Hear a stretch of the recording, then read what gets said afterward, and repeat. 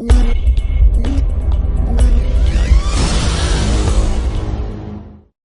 evening, ladies and gentlemen. My name is Thetroublmaker. This is the Wargame Cup 2012, brought to you by Eugen Systems and Intel. And we're going to watch a NATO versus NATO match between Tanner and Lonfield. If you would have asked me at the beginning of the tournament what would be the most common match makeup, I would have told you pact versus pact. And in the first round, the majority of the pact people got eliminated. And in fact, more of the newer players who've been doing very well, by the way, it's actually kind of surprising, have been choosing to play NATO. So that's interesting. You almost have a kind of a balance, but lots of NATOs versus NATOs. I don't know much about either of these players, truth be told. I've never actually watched a game from Tanner or Lonfield. Some unknowns here. No smoking gun yet. Looks like he's actually going to hold on to his original commander. Oh, never mind. He deleted it. He's going to replace it with a new one. Generally speaking, you get rid of your original commander because it's kind of weak. And whoa, Tanner is going for a 3-command strategy. 1, 2, 3. Lonfield looks like he's going to try and keep his main base. And what's this other commander we're going to do? Is he going to go for Charlie? Looks like he is. So a 3-command strategy. Very, very risky in this game. This is not a game that looks very well on expanding. It's not a game that looks very well on high command counts at the beginning. Very much frown-friendly game. Big reason for this is quite simply if it becomes expand, instead of making great tactical decisions to win the game, instead you just make a lot of units. And once that kind of happens, the tactical part of the game will get ruined. So we see Lonfield, I go to my Texan bus, Lonfield, is bringing up a lot of infantry, and looks like you're going to try to reinforce these buildings. What's in these buildings anyway? They just seem to be empty. I don't really understand why we're fighting over these buildings, so there's nothing here. Wait a minute. Did I just see propane tank? Hank Hill's propane and propane accessories? That's what we're fighting over? That's what Blitz is all about? Speaking of which, it looks like Lonfield will be taking the Charlie location. We see Tanner's bringing up a command armor as well, and we'll try to cancel out that location. He has Alpha, a 3-point base, and he has Golf, a 2-point base. Very undefeated command armors. Very lucky there's no helicopter all in. He's got 4 abbots. This is a very greedy player. You don't get 4 artillery units and 3 command armors. That just doesn't compute. And all the while, he's also going to attack. Okay, so let's just blow my mind, okay? So, an opponent who gets 3 commands on a map that generally favors 2. He's getting extra command armors, 200 points less. He's got 4 artillery, and these artillery are how much? They are 40 each, so that's 160 less units. So he has 160 less units, 360 including the command armor. And among all this, he's actually going to go in ahead and attack. Not only that, it looks like he's going to succeed. Currently, Lonfield does not see this, blocked by vision. There's only 3 infantry here. There are 4 infantry here. That's 1 extra infantry if you're good at counting. If you're bad at counting like I am, that means that's probably roughly the same to you. Also bringing up 8 tank destroyers. So, Tanner doing really weird stuff right here. And it's cuckoo. It's crazy. Will he be able to make it work is something else, though, because this is a huge gambit. If Lonfield was to just attack into this, he could just wipe out every command armor easily. But the fact that he isn't indicates some hesitation, some weakness, if you will. Also, he doesn't really know about the 3 commands yet. In fact, he'll just know about it right now. The command armor will be moving into place at Charlie location, and we'll be canceling this one out. And now, Lonfield knows what's going on. He knows there's 3 commands on the map. He knows there's artillery.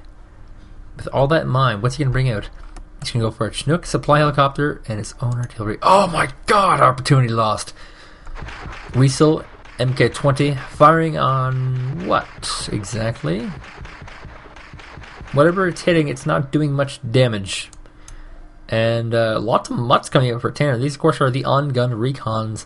They have very good optics. But, yeah, don't really have any weapons. And some action happening. Some action happening. Chasseurs FAMAS are deployed. That's 40. Tank destroyer is going to tank destroy, because that's what tank destroyers do. And as we approach this crazy amount of battling, it looks like Lonfield is in trouble. The flamethrower tanks, there's 3 of them, have moved into range and are causing insanely high amounts of morale damage. Completely destroying this poor rainforest, which we should be supporting and whatnot. We have an OFI artillery going to support the station. Stuns. This is a very good use of artillery. Just pure stun. It's actually going to do enough damage to actually destroy a single tank destroyer. Might get a second one. It does get the second tank destroyer. And there's also one Gazelle. Just one coming across the map. And here we go. He's going in for a strike. Doesn't really execute it very well. The VABs are kind of just going to go all out and try and knock down this commander. The commander does get pulled back, though. You might want to put it back in there. That's a lot of points to give your opponent. And now this location pretty much belongs to Tanner. But keep in mind, there is a Gazelle coming along, and there's no anti-aircraft units here at all. Let's count the infantry. I don't count infantry as anti-aircraft units. I think that's ridiculous. Where's this commander going? Oh, it's going to go back, and in fact, he's going to bring 4 more infantry to support this. Amidst all this artillery, the infantry are not going to do particularly well. Neither are these Zippos. And the response from Tanner is to throw some artillery back. Speaking of which, Gazelle being super sneaky. There's nothing guarding this command armor. Oh my god, he's going to steal a supply truck? No, he's going to go in for the kill now. And this is a pretty big key point. And boom! Note. At this point in the match, there's no reinforcement point on the map for Tanner. Every unit that he has on the map is all he has available. And oh my god, he got 3 artillery kills? Are you kidding me? That's insane. 3 heavy hogs out for Tanner. There's no reinforcement point out here for Lonfield. It's kind of scary because at this point, and we'll just pause a little bit, strategically, if you have cut off the reinforcement point, it's the only one, and he is this isolated, his command armor can go 2 places. One, the most likely, right here, very close. And you'll pull it from here. So, as a response, you should be getting helicopters and just sending them around this area. Alternatively, he can pull back to here, at which point if you have helicopters there, you can move them across the south up the delta. You don't have to use expensive helicopters. You can use cheap ones. You can use 30-point helicopters. And oh my god, this has actually caused a mad attack here by Tanner. He's pulling in every single force. Wants to get those points back desperately. Wants to get a command armor kill as well. We have a crazy side flank here of tank destroyers moving in. And actually able to take pretty much most of the position. He's moving up all these forces as well into a much more better defended location. And he actually breaks through here, which is actually kind of impressive, leaving everything pretty well vulnerable.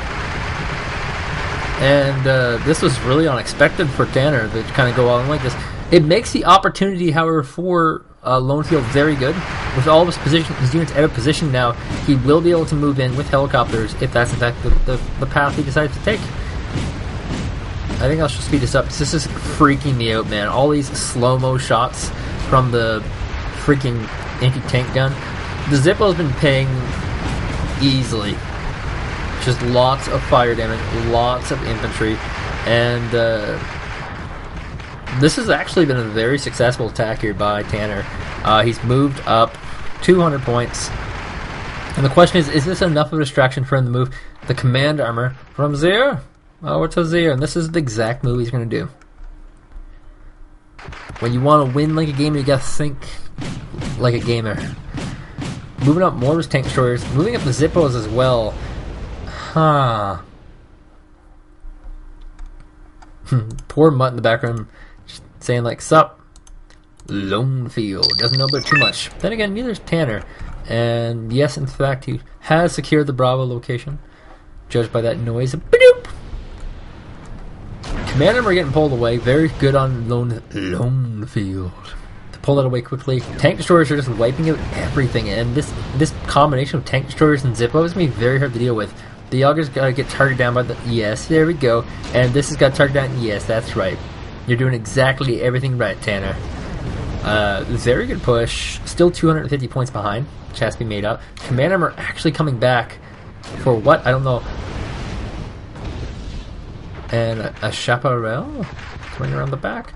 He can actually intercept this commander as well by creating a position in the middle here. If he can do that, that would be huge. 3 of the tank destroyers are down. The Zippo's not moving up to engage this Yager. And 1 Chasseur is remaining. The command armor trying to sneak away. The reinforcements are here though. Tank destroyer is completely out of ammunition. It's going to be Zippos slowly picking away the command armor if they can even reach. All the while, looks like the game's mostly been reset. I mean, the command armor for Lonfield is kind of out of play. The 5-point base goes off to Tanner. The 1-point base goes off to Tanner. So he has a reinforcement point back. And actually a 3rd command armor coming in for Lonfield. Going to take the Echo base. Not particularly the best time. Oh, he totally wants that Chaparral back to deal with his helicopter. And the Zippos looks like they'll be going to the death. And the remainder of this attack looks like it's going to be pretty failed. Oh god, the command armor's got to keep going. It's got to keep going deeper and deeper underground. There's so much panic in this town.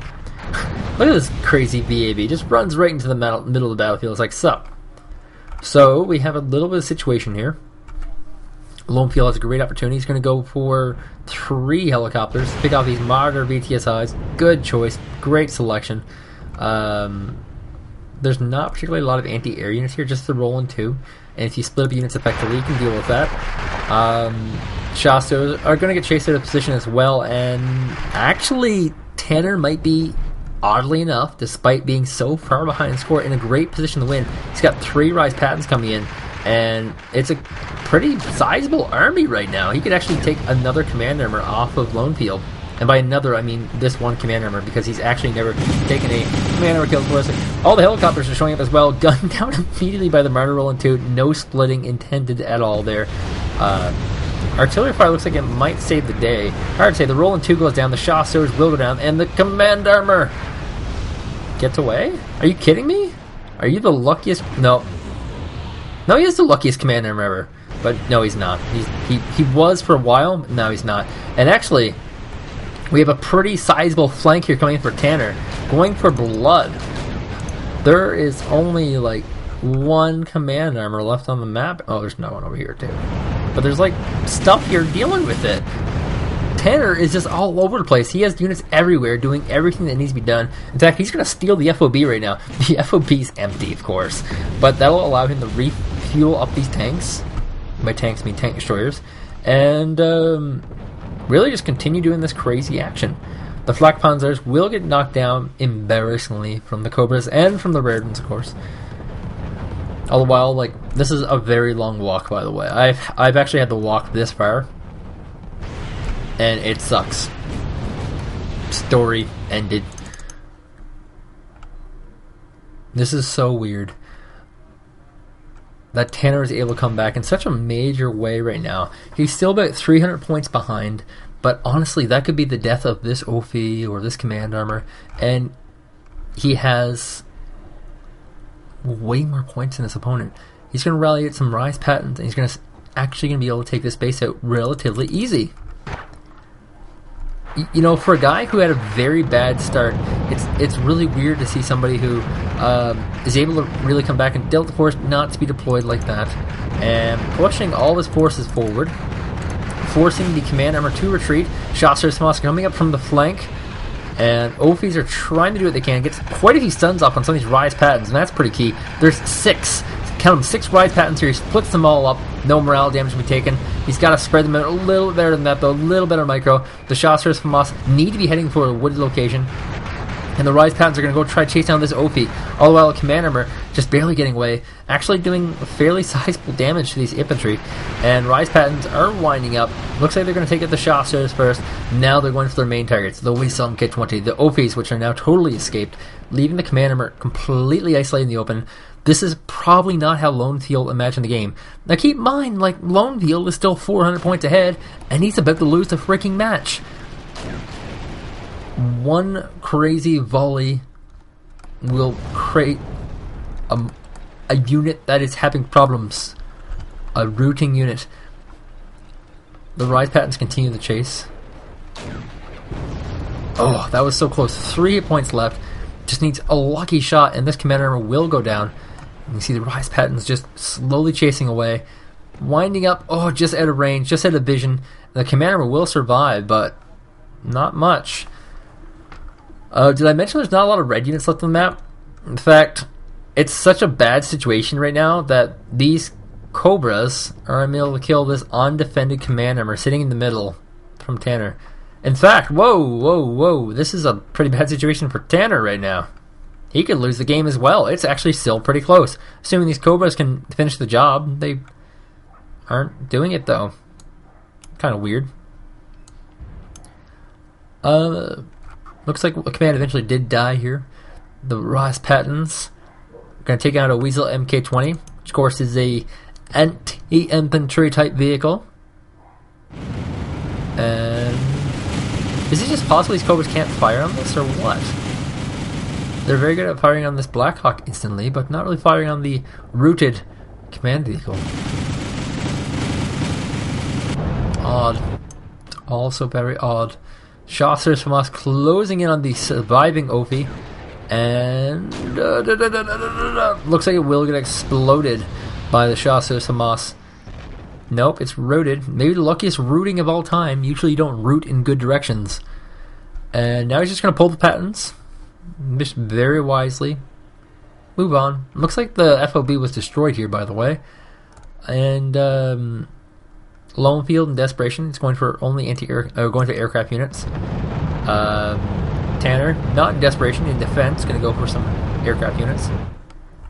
Because he's kind of realizing that a lot of his victory has to do with macro. That element of the game, at the beginning of the game, we talked about how 3 command strategies are bad. His advantage has always been the fact that he's just had more stuff. And not particularly that he's playing so well. He's always behind. He's only gotten ahead because he's been killing command armors and just massing in more units than the enemy can possibly deal with. And this could be the end. This will be the end for Lonfield. It's just a matter of gunning down this command armor, which sits in the middle of this massive turtle. Artillery fire going to pound location. Kind of the perfect storm, if you will. The Zippo's not getting used quite well right now. Rise patterns moving into range of the Chasseurs, who will no doubt do the grenade and rocket combo. It's the great thing about infantry. Call me a liar, I'm pretty sure infantry are the only unit in the game that can fire 3 different ammo types at once. Call me a liar. Go ahead, call me a liar. That's 2. This guy has 1. Command armor got 0. I don't think I'm a liar. And because of that, when they get into close range, they do very good. And you can kind of see the fact that Lonfield even got a score. He's just very dominated. Tanner doing a very good job here. I'm interested to see what their ELO is going to look like. There have been a handful of players in the tournament who have had extremely low ELOs who've been playing extremely well. I'm not suspicious, but I'm just saying that the second this command armor burns to the ground, the game is over. Fire and brimstone cannot stop this command armor, however. This commercial has been brought to you by America's Army, creators of flamethrower tanks. And actually pretty even, 1750 and 1770. Yeah. That pretty much ends my broadcasting day. I'll have 3 more matches, hopefully tomorrow. And yeah, we're actually going to be into round 6 pretty soon, believe it or not. So my name is Troublemaker. Thank you for joining me today. And if you really enjoyed this video, make sure to subscribe. If you really, really enjoyed the video, favorite it or like it. I like people who favorite and like, and I don't call them mean names all the time.